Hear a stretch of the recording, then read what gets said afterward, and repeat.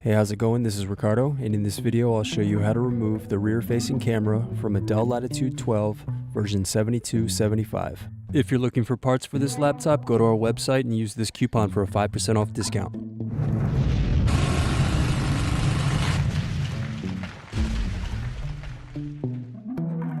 First, use fingers to separate and remove back cover.